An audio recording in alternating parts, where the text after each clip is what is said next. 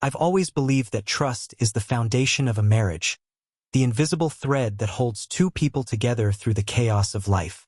For years, I thought Sarah and I had woven that thread into something unbreakable. We met in college, two kids barely out of their teens, fumbling through a philosophy class neither of us fully understood. She had this laugh, sharp, unapologetic, like a firecracker going off in a quiet room. It drew me in, made me feel alive. I proposed 3 years later on a rainy Tuesday. No grand gestures, just a ring in my pocket and a question I couldn't hold back. She said yes, her eyes wet with more than just the rain. We built a life together. A modest house in the suburbs, 2 careers, hers in marketing, mine in software engineering, and a rhythm that felt like it could carry us forever. But forever is a dangerous word, one that lulls you into complacency until the ground shifts beneath you. It was a Thursday evening in late spring when the first crack appeared. I'd been working late, wrestling with a buggy codebase for a client who couldn't decide what they wanted. My phone buzzed on the desk, Sarah's name lighting up the screen. A text. Running late at work, don't wait up. Nothing unusual there. Her job at the ad agency often kept her past dinner, especially when a big campaign was due. I replied with a quick no worries. Love you, and went back to my screen, the glow of it burning my eyes. But something about the message nagged at me, a faint itch I couldn't scratch. Maybe it was the brevity, the lack of her usual emojis. A heart, a winking face, something to soften the words. Or maybe it was the fact that she'd been running late more often lately, her evenings stretching longer, her explanations thinner. I didn't suspect anything at first. Suspicion isn't my nature. I'm not the guy who snoops through phones or interrogates his wife about her day. Sarah was my partner, my confidant, the person I'd chosen to share every mundane and monumental moment with. But that night, as I drove home through the quiet streets, the itch grew. Our house was dark when I pulled into the driveway, the windows blank and uninviting. I let myself in, the silence greeting me like an old friend. Her coat wasn't on the rack, her shoes not by the door. She wasn't home. I poured myself a glass of whiskey, the cheap kind we kept for nights when we wanted to feel like we were still young and reckless. Sitting on the couch, I scrolled through my phone, trying to distract myself from the growing unease. I opened the photo app, flipping through pictures from our last vacation. A trip to the coast, where Sarah had laughed as the wind tangled her hair, her skin glowing against the backdrop of the ocean. I smiled at the memory, but it faded as I noticed something in the background of one photo. A man, blurred but familiar, standing near the boardwalk. I zoomed in, my thumb trembling slightly. It was Ethan, her coworker, the one she talked about sometimes, the creative genius who led her team. I'd met him once at a company party, a tall guy with a disarming smile and a handshake that lingered a beat too long. I hadn't thought much of it then. Now I wasn't so sure. The clock ticked past midnight, and still no Sarah. I sent another text, keeping it light. Asterisk, everything okay? Getting late. Asterisk, no response. I tried calling, but it went straight to voicemail. Her voice, bright and professional, asked me to leave a message. I didn't. Instead, I opened my laptop and logged into our shared cloud account, something we'd set up years ago for bills and photos. I wasn't sure what I was looking for. Maybe nothing, maybe just a way to quiet the noise in my head. I clicked through folders, my heart thudding as I opened one labeled Work. It was mostly campaign drafts, mood boards, and client emails, but buried in a subfolder was a series of photos I hadn't seen before. They were from a work event, a launch party for a new brand. Sarah was in most of them, her smile wide, her eyes bright with that firecracker energy. But in several, she was standing too close to Ethan, their shoulders brushing, their heads tilted toward each other like they were sharing a secret. In one, his hand rested on her lower back, a gesture that felt too intimate for colleagues. My stomach churned, the whiskey turning sour in my throat. I told myself it was nothing, just a moment caught out of context. But the itch had become a claw, digging into my chest. When Sarah finally came home, it was nearly 2 a.m. I was still on the couch, the laptop closed but its contents burning in my mind. She slipped off her shoes, her movements quiet, like she was trying not to wake me. "Hey," she said, her voice soft but strained. "You're still up." "Couldn't sleep," I said, keeping my tone neutral. "Long night at work?" She nodded, avoiding my eyes as she hung up her coat. "Yeah, the campaign's a mess. Ethan and I had to stay late to fix some last-minute changes." There it was, his name dropped so casually, like it was just another detail. But it landed like a stone in my gut. "You've been working a lot with Ethan lately?" I said, testing the waters. She froze for a split second, then shrugged. "He's the creative lead. It's part of the job." She walked past me toward the kitchen, pouring herself a glass of water. "You're not usually this interested in my work." I wanted to push, to ask about the photos, the late nights, the man in the background of our vacation. But I didn't. Instead, I watched her drink her water, her back to me, and felt the first real fracture in our thread of trust. I told myself I was overreacting, that I was letting my imagination run wild. But the claw in my chest didn't loosen. Over the next few weeks, the signs multiplied, each one small but sharp, like shards of glass piling up. Sarah started keeping her phone face down, something she'd never done before. She'd laugh at texts when she thought I wasn't looking, her fingers quick to lock the screen if I came too close.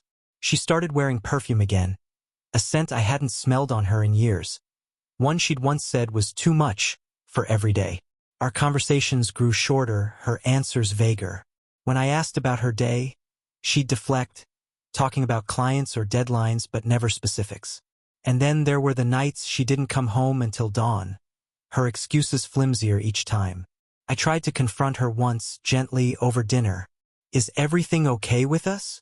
I asked, my fork hovering over a plate of pasta neither of us was eating.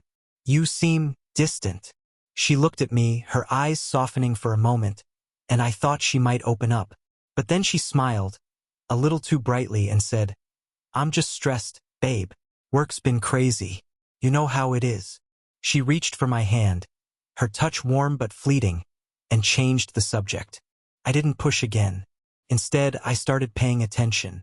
I noticed the way she'd linger in the bathroom with her phone, the faint hum of a call I couldn't quite hear. I saw the way her mood would shift after certain texts, a secret joy that didn't include me. And I found more photos, not in our cloud this time, but on her work laptop, which she'd left open one night after falling asleep on the couch. They were from a team retreat she'd mentioned in passing, a weekend trip I hadn't been invited to. In one photo, she and Ethan were sitting on a dock, their feet dangling over the water, their smiles too private, too knowing. In another, they were dancing, her arms around his neck, his hands on her waist. The claw in my chest became a fist, squeezing until I couldn't breathe. I didn't want to believe it. I told myself there could be an explanation, that I was misreading the signs. But doubt is a poison, and once it takes root, it spreads. I started tracking her movements, not out of malice but out of desperation to prove myself wrong. I checked her calendar, saw meetings that didn't exist, client dinners that no one else from her team mentioned on social media. I even drove by her office one night when she said she was working late, only to find the parking lot empty, her car nowhere in sight. The final blow came on a rainy afternoon, one of those gray days that makes everything feel heavier. I was home early, working remotely, when a notification popped up on our shared tablet. It was an email, automatically synced from her account, with the subject line, "Tonight." I shouldn't have opened it, but I did. It was from Ethan, short and damning. Asterisk same place, 8 p.m. "Can't wait to see you." Asterisk attached was a photo of them, taken in what looked like a hotel room, her head on his chest, both of them smiling like they'd stolen something precious. I sat there, staring at the screen, the rain drumming against the windows. The thread of trust I'd believed in for so long was gone, severed not by a single act but by 1,000 small cuts I'd ignored until now. Sarah was betraying me, not just with her body but with her heart, her laughter, the parts of her I'd thought were mine alone.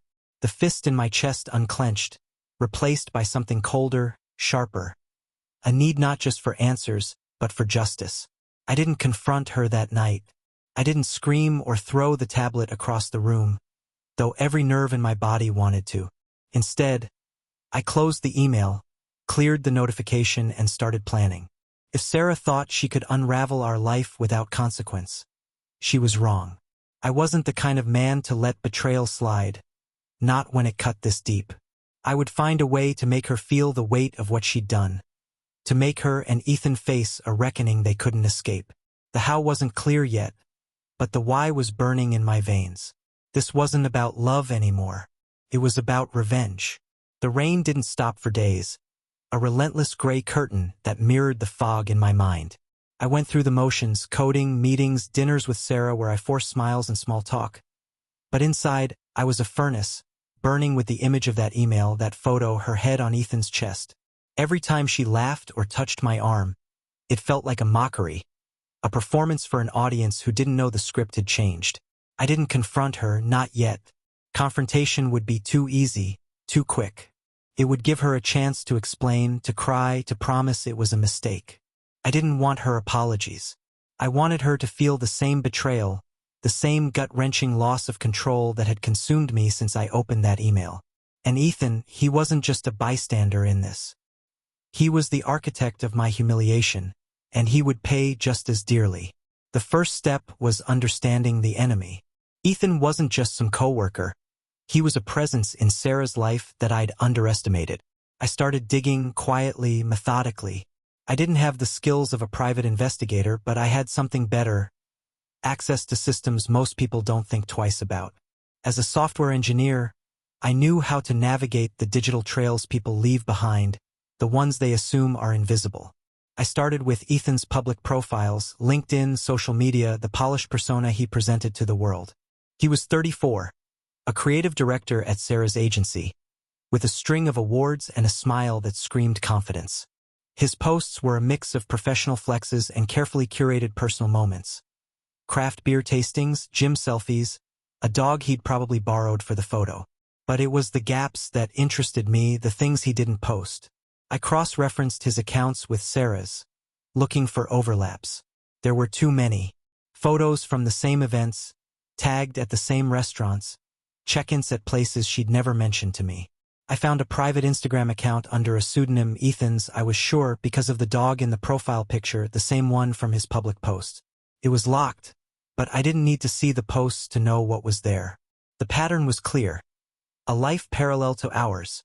One where Sarah wasn't my wife but his, what? Lover? Partner? The word didn't matter. The reality did. Next, I turned to Sarah's digital footprint. Our shared cloud was a goldmine, but her phone was the real prize. She'd gotten careless, leaving it unlocked on the counter one morning while she showered. I didn't have long, but I didn't need long. I installed a tracking app, one I'd written myself for a client project years ago, modified to run silently in the background. It logged her location, her texts, her calls. I told myself it was just to confirm what I already knew, but the truth was uglier. I wanted to see how deep the betrayal ran, how far she'd gone to build this secret world. The app pinged her location that night. Not her office, not a client's, but a boutique hotel downtown, the kind that advertises discretion for its guests. The same place Ethan's email had implied. I didn't stop there. I pulled their work emails, exploiting a backdoor in the agency's outdated server, child's play for someone like me. Most of it was mundane, but buried in the threads were messages that weren't about work. Meet me at the bar after the pitch. Missed you last night. Room 412, keys at the desk. Each one was a knife, but I kept reading, cataloging every detail. I hacked into Ethan's personal email too, using a phishing trick that felt almost too easy. There, I found more. Receipts for hotel stays, dinner reservations, even a confirmation for a weekend getaway planned for next month. Sarah's name wasn't on it, but I knew. I always knew. The knowledge was power, but it was also poison. Every discovery fueled the furnace inside me, but it also hollowed me out. I stopped sleeping, my nights spent staring at screens, mapping their movements, their lies. Sarah noticed the change in me. She'd ask why I looked so tired, why I was so quiet. I'd shrug, say it was work, and she'd accept it, her relief palpable. She thought she was safe, that her secret was still hers. She was wrong. The plan took shape slowly, not out of indecision but precision. Revenge wasn't enough. It had to be perfect, a mirror to their betrayal. I wanted them to feel exposed, powerless, the way I did every time I saw her phone light up with his name. I considered the obvious routes, public humiliation, outing them to their colleagues, their families. But that was too blunt, too temporary. I needed something that would linger, that would rewrite their lives the way they'd rewritten mine. The idea came from an old project, a failed startup I'd worked on in my 20s. We'd built a platform for anonymous whistleblowing, a way to expose corporate fraud without leaving a trace. It never took off, but the code was still mine, dormant on a server I hadn't touched in years. I could repurpose it, turn it into a weapon. Not for whistleblowing, but for truth-telling, my truth. I'd create a digital trail that couldn't be ignored, one that would unravel their carefully constructed lies in front of everyone who mattered. I started by collecting more evidence. I cloned Sarah's phone data, pulling texts, photos, voicemails, every moment she thought was private. There were messages that made my stomach turn, not just for their intimacy but for the casual way she dismissed me. "He's been distant lately, probably just work," she wrote to Ethan after one of our strained dinners. "Doesn't suspect anything." I saved it all, encrypted, on a drive no one would find. I hacked into the hotel's reservation system, pulling records of their stays, matching them to Ethan's credit card. I even got into the agency's internal chat system, capturing late-night conversations where they flirted openly, assuming no one would see. The platform took a week to rebuild. I worked in the dead of night, in the guest room where Sarah wouldn't hear the clack of my keyboard. It was simple but elegant. A website, anonymous and untraceable, that would release the evidence in a controlled drip. Not all at once, that would be too kind. I wanted them to squirm, to watch their world erode piece by piece. The site would send targeted emails to their colleagues, Sarah's parents, Ethan's ex-wife, even their clients, with links to the evidence, photos, texts, receipts, all time-stamped and undeniable. I'd use proxies to mask my location, encryption to hide my identity. It would look like it came from nowhere, a ghost in the machine delivering justice. But that was only part of it.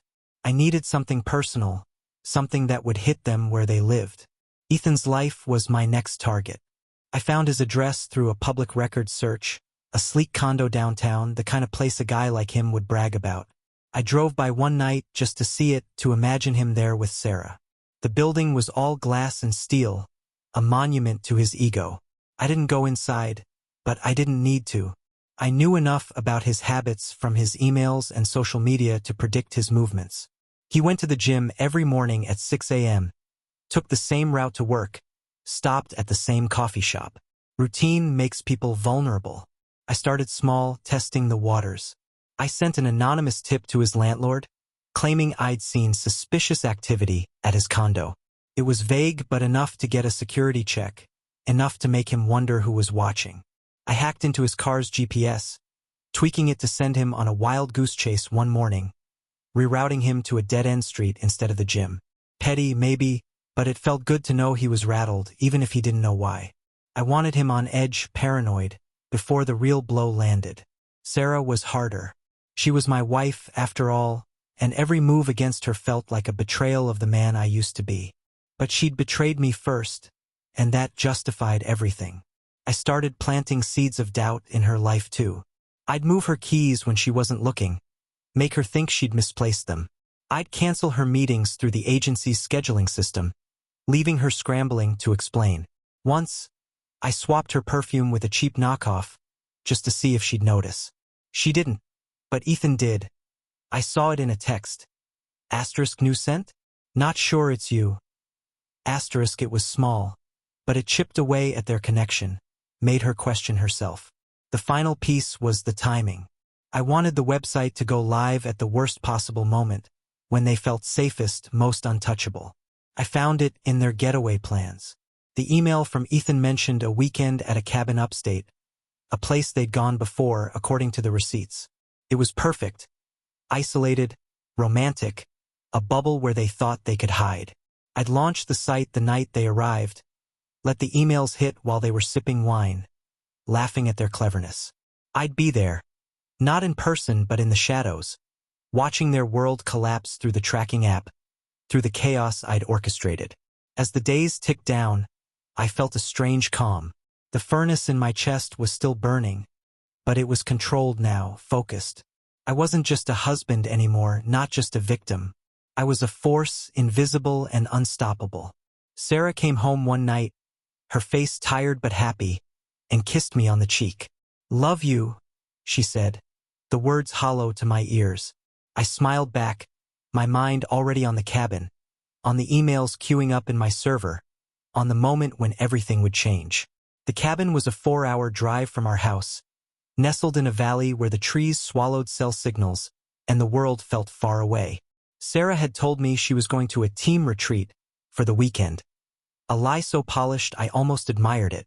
She packed light, her suitcase filled with clothes I hadn't seen her wear in years.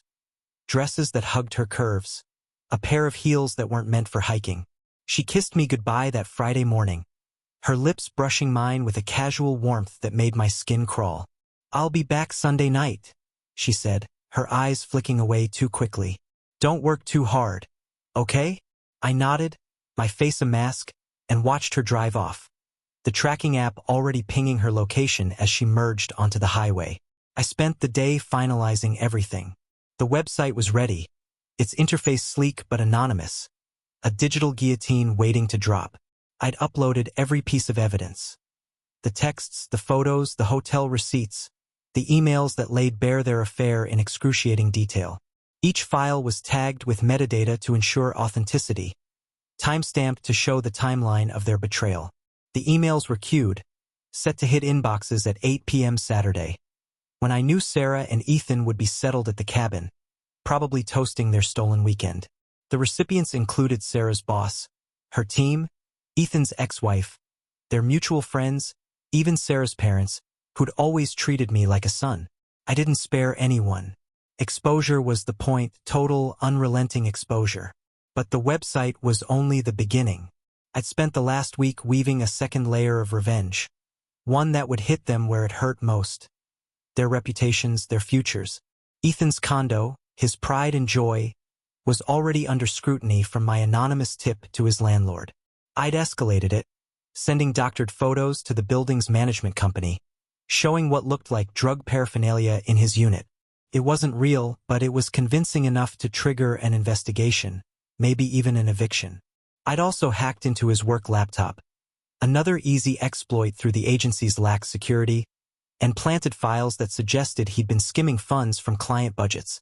Nothing blatant, just enough to raise questions, to make his colleagues second-guess his golden boy status. For Sarah, I went deeper. Her career was her identity, the thing she clung to when our marriage started to fray. I accessed the agency's client database and sent anonymous tips to their biggest accounts, hinting that Sarah had been leaking campaign ideas to competitors. I included just enough truth, screenshots of her emails with Ethan, where they discussed client work in passing, to make the accusations stick. I also tampered with her social media, subtle changes at first, unfollowing key clients, posting cryptic messages that could be read as unprofessional. I knew how quickly her industry turned on its own, how a whisper of scandal could ruin years of hard work. The cabin itself was my masterpiece. I'd found its listing online, a quaint rental owned by a retired couple who didn't ask too many questions. Using a burner email, I'd contacted the owners, posing as a concerned neighbor who'd seen suspicious activity at their property. I suggested they install a security camera, even offered to pay for it, claiming it was for the safety of the community. They took the bait, and I had access to the feed, a grainy but clear view of the cabin's living room and porch. I could watch Sarah and Ethan in real time, see their faces when the emails landed, when their world started to crumble. Saturday evening, I sat in our living room, the house dark except for the glow of my laptop. The tracking app showed Sarah's phone at the cabin, exactly where I'd expected. I opened the camera feed, and there they were. Sarah in a red dress, laughing as she poured wine. Ethan sprawled on the couch, his arm around her like he owned her. The sight should have gutted me, but I was past that now. The furnace in my chest had cooled into something sharper, a blade honed by weeks of planning. I checked the website one last time, ensuring the emails were ready to send. Then I waited. At 8 p.m. I hit the button. The emails went out in a silent wave, hundreds of them, each one a tiny bomb. I watched the camera feed, my heart steady but loud in my ears. For a few minutes, nothing happened. Sarah and Ethan were still laughing, oblivious, their glasses clinking in a toast. Then Sarah's phone buzzed on the coffee table. She ignored it at first, but it buzzed again, then again. She picked it up, her smile faltering as she scrolled. Ethan noticed, leaning over to look. Their faces changed, her eyes widened, his jaw tightened. She stood, pacing, her phone pressed to her ear. I couldn't hear the conversation, but I didn't need to. The notifications were piling up, their inboxes flooding with the truth. I switched to my tracking app, pulling up her texts. Messages were pouring in from her boss, her coworkers, her mom. What is this? Is this real? Call me now. Ethan's phone was lighting up too, his ex-wife's name flashing repeatedly. He stood, running a hand through his hair, his movements frantic. Sarah was crying now, her hands shaking as she typed responses, her voice rising in the grainy feed. I couldn't make out the words, but the panic was clear. They were unraveling just as I'd planned. But I wasn't done. I'd rigged a second wave, one that would hit them where they stood. Using the cabin's smart home system, another easy hack through its outdated firmware, I triggered the lights to flicker, then shut off completely. The camera feed showed them freeze, Sarah clutching Ethan's arm as the room went dark. I'd also accessed the cabin's sound system, cueing a looped recording of my own voice, distorted to sound like a stranger's. You can't hide. It played softly at first, then louder, echoing through the cabin. On the feed, Sarah screamed, dropping her phone. Ethan grabbed a flashlight, his face pale as he searched for the source of the sound. I leaned back, watching the chaos unfold. The emails were just the spark. This was the fire. I'd also tipped off a local journalist, a friend of a friend who loved a juicy scandal. I'd sent her the same evidence, packaged as an anonymous leak about unethical behavior at Sarah's agency. By morning, it would be a story, maybe not front page, but enough to spread. Social media would do the rest, amplifying their shame to anyone who'd ever known them. The final touch was personal. I'd mailed a package to the cabin, addressed to Sarah, set to arrive that morning via express delivery. It was simple. A printed photo of us on our wedding day, her in white, me smiling like I'd won the world. On the back, I'd written one line. You broke this. I wanted her to hold it, to feel the weight of what she'd thrown away. The camera feed showed the delivery van pulling up just before dawn, the package left on the porch. Sarah found it an hour later, her face already streaked with tears. She opened it, stared at the photo, and collapsed onto the steps, sobbing.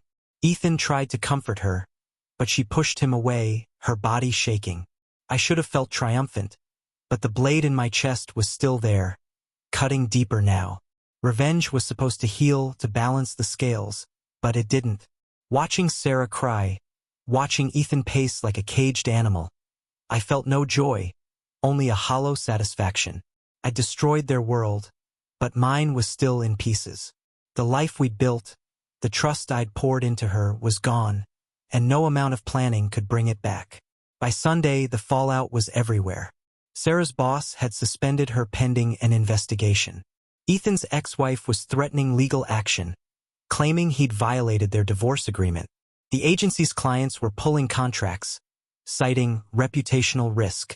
I followed it all through my laptop, through the ex-posts and news alerts that spread like wildfire. Sarah called me that afternoon, her voice raw from crying. We need to talk, she said. Please just come home. I didn't answer. I wasn't ready to face her, not yet. Instead, I packed a bag and left our house, driving to a motel on the edge of town. The website was still live, its contents spreading further with every share. I'd built a machine that wouldn't stop, not until it had consumed everything they cared about. And yet, as I sat in that motel room, the rain still falling outside, I felt no closer to peace. The blade was still there, and I knew it wouldn't leave until I faced her, until I saw the wreckage up close. That would come later. For now, I watched the feed, the tracking app, the world I'd set on fire, and waited for the ashes to settle.